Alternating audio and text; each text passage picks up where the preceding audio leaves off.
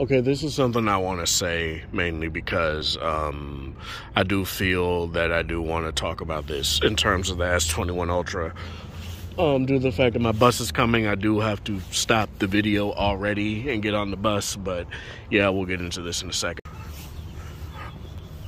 Okay, now that I'm downtown, I'm gonna get back to this. I forgot exactly what I was going off of, but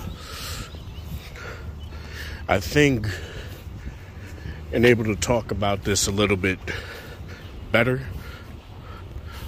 What I want to bring up is the issues that I feel I have with the S21 Ultra mainly, and let me know if you have the S21 Ultra, if you have these same issues, if you feel the same way.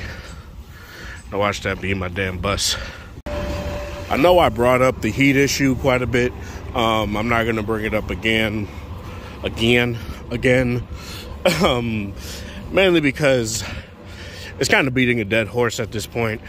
The phone gets hot. Snapdragon 888 gets hot. That's just something you're gonna have to deal with when you have this phone. So when you get it, just know that the phone does indeed get hot. If you do things, obviously if you do basic stuff, it's not gonna get that way. But if you do more harder hitting tasks, like say rendering video, recording a lot of video, it will indeed get hot. So that's just something I do want to say. It's an issue. I just don't want to go on a 10-minute rant about it anymore. There. Battery life. Now I'm going to come out with a separate battery life review video as I walk by my old school here. And talk about basically what I feel this phone lacks in terms of battery. I feel like the 5,000 milliamp hour battery that this phone boasts, it doesn't get, it's quite underwhelming in terms of runtime. While it does get better runtime than say an S20 FE, it's not holding a candle to the V60. It's just not. Now obviously 120 hertz, that's the thing, right? You're gonna have worse battery life with 120 hertz. But from the testing that I've been doing, and like I said, I'm going to have a separate video for this. Overall screen on time, say if you're just binging YouTube, it's like you get 10 and a half hours of like just screen on time going from 100 to 14%. Whereas the V60 is like 15 and a half hours. The iPhone 12 Pro Max is 13 and a half hours. And I think the S20 FE was like 9. It was like 8.5 or 9. So again, it beats the S20 FE, but due to the fact that it has a larger battery and it has the adaptive refresh rate, honestly, it should. And to me, I feel saying that when it beats the last phone, that's not necessarily a metric that I want to go off of, because it should. It beat the last phone that I had. Makes sense for it to do that. And I honestly feel that's something that I don't necessarily need to have commentary on, because it's kind of useless commentary to be like, yeah, well, it beat the last phone I got. The phone that I intended for this phone to be an upgrade for. Makes sense. Upgrade. Yeah, that's I guess that's the proper way to say that sentence. Other things. The video is nice. As you guys can see right here, wide angle 4K 60 looks very nice right here. You can record on every single lens in 4K 60. They tell you that in the marketing, but what they don't tell you in the marketing is you can't switch between the lenses while recording video. This is something that the iPhones do too. You just can't do it V60 can't do it.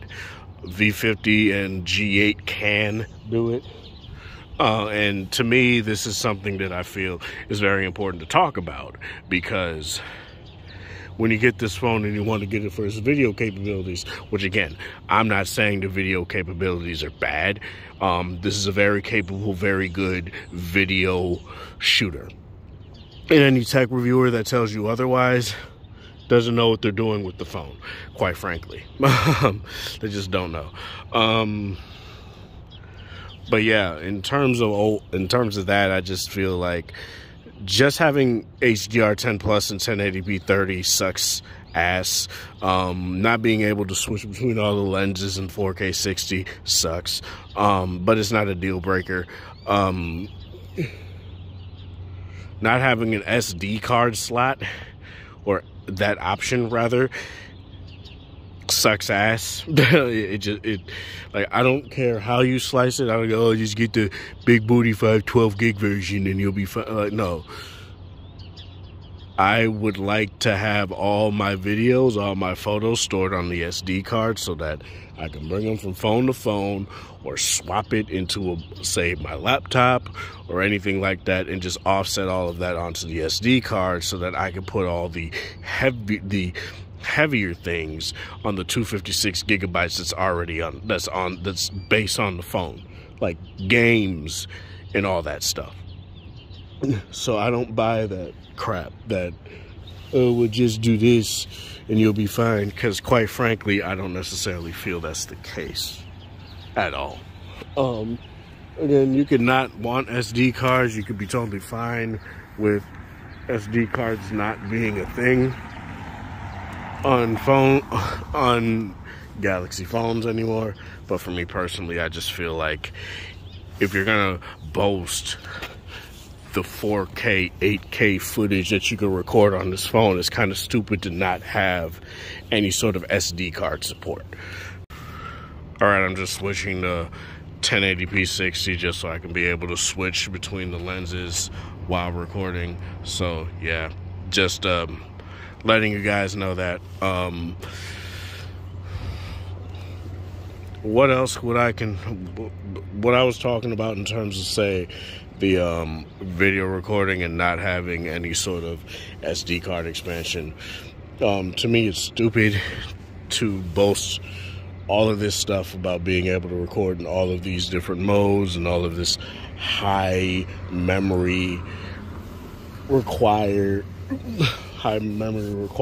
storage requirements, requiring video modes, and then be like, oh, but no SD card though. That's what makes something like the S20 FE an overall better value, because sure, you don't get something like 8K, but you get 4K 60 fully stabilized, and you get that SD card support. And honestly, I do feel like the heat management is much better balanced on the S20 FE than it is on this phone, whereas this phone will just run hot just so it can give you the maximum amount of power that the phone could have, which is nice compared to, say, like the base S21, which is just throttled out of the box and you have to use something like enhanced mode. Enhanced mode on here on the S21 Ultra doesn't really do anything. It gives me like a 10% or 10 second advantage, 10-second lead over, say, using the phone out of enhanced mode for 4K video rendering. But overall, I do feel like enabled to say you really like a phone or even love a phone, you have to be able to criticize it.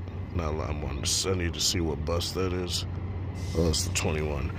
You need to be able to criticize the phone that you like, right? For example, V60.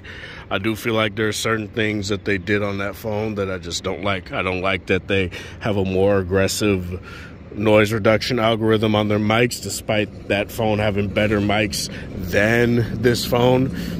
This phone has a better noise reduction algorithm, so noise reduction software or whatever. So overall, I do feel like it's the better phone to be using for things like that. As you guys can hear the engine of this bus roaring right now, you can probably still hear my voice very well. So that's just something that's very cool, I guess. Other things on the V60, like I just don't like how you can't adjust the direction of the mics out in manual video mode. That's something that I miss on the V20 that just isn't a thing anymore on the V60. And it hasn't been since the V10 and V20, which just sucks. But in terms of what this phone can do, it's very nice that you get all of these things in the video mode. I just wish that the video mode, I'm totally fine with the amount of features and the amount of, versatility the manual video mode or pro video mode gives you. But in terms of what I don't like, in terms of, say, taking photos, I feel like this phone kind of sucks in terms, well, not sucks. The fact that you can't use the 108 megapixels, the full 108 megapixels for like raw photos or pro mode photos, it just gives you the bend down 12 megapixel mode for any of those stills. To me, that is whack. That's just whack. Like, I'm sorry. It's just something that I feel I do want to bring up, because it's just like, why Samsung? Why boast this 108 megapixel main sensor if I can't utilize that sensor to its full potential? To me, that's just weird. But it's just something that I feel I do want to bring up, because it's just odd, Why wouldn't you give people that option? It's just something that is just weird to me. And there's certain things like enable to get the secret macro mode, you have to use the focus enhancer with the AI mode, and there's just weird things like that I feel are just like not intuitive, and they don't tell you things, and it's just something. Like, I'm muttering over my words and saying a whole bunch of stuff, repeating a whole bunch of stuff. I just got off of work, so just keep that in mind. Yeah, it's just something that, like, these are just things that I feel I want to bring up because I feel they're important. A $1,300 phone should do more than just handle the basics well. And this phone obviously does handle the basics well. This phone obviously does advance things well. I just feel like the phone can do more. And watch, if there's a Note 21 Ultra, they're going to give me all the features that I bemoan about with this phone, and they're not going to bring it over, even though they could. And it's just going to be a very weird thing. But that's all I really want to say with this. Let me know in the comment section below what you guys feel about this. Do you have an S21 Ultra? What issues do you have with it? Overall, I do really like the phone. I will have a review out. I just want to get a little bit more content. I want to talk a little bit more about how I feel about this phone overall. So yeah, this is Sparta. Thank you guys for watching. Thanks for support. Hope you guys have a wonderful Sunday or whatever time of day it is in the area. Have a good one.